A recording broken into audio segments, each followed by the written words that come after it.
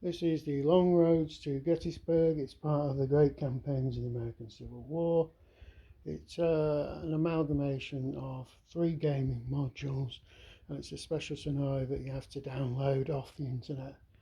Um, it has a lot of extra stuff like an extra rule book, loads of player aids, even map extensions, etc.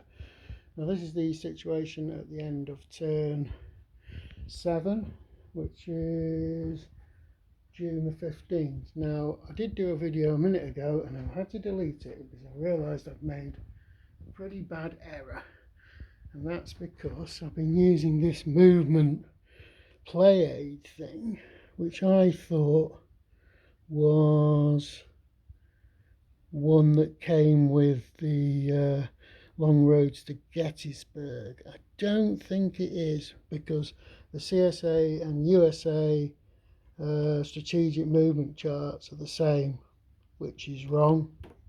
If you go and look at them in the actual rule book, there's a significant difference, because the way it using this one here, you're giving the Union a big advantage. So I've had to redeploy the Union forces back about 6, 7, 8, about 1, 2, 3, 4, 5, about 8 hexes. I might have to take them back even further than that, but anyway, that's why I had to scrap that video. So that's a bit annoying, but it isn't a disaster. I wonder why the Union were making such good ground against the Confederacy. Really, the Confederacy have had to come further because they've had to move sideways and upwards. The Union did have movement penalties applied against them in the first 3 turns as well, so they shouldn't have got as far as they did. Right, so what's been happening? There's been a bit of skirmishing between Union and Confederate cavalry, and the Union ended up losing a cavalry manpower point. Not much more as a result of that. They got disorganised, and they're actually still disorganised. The Confederates were disorganised, but they've actually managed to reorganise this turn.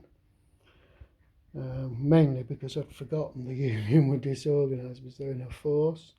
So mark them now with white cubes, so remember, don't move them if you want to try and rally them again.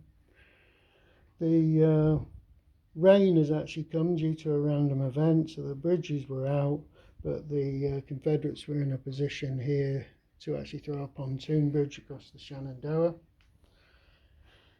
The Confederates already had quite a few units across the Shenandoah anyway before the rain came. There's been a bit of a skirmish here between Hood and Ely. That didn't turn out too good for the Confederates, and they ended up losing a manpower point as well.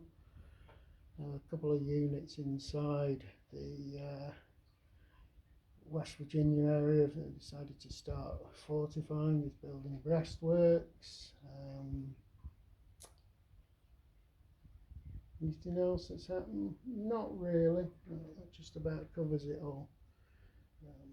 So apart from that mess up with the strategic movement, things have been going okay as far as I'm concerned. There's a Union corps moving by sea as well, which is on the sea movement chart way over there somewhere. So things are starting to hot up.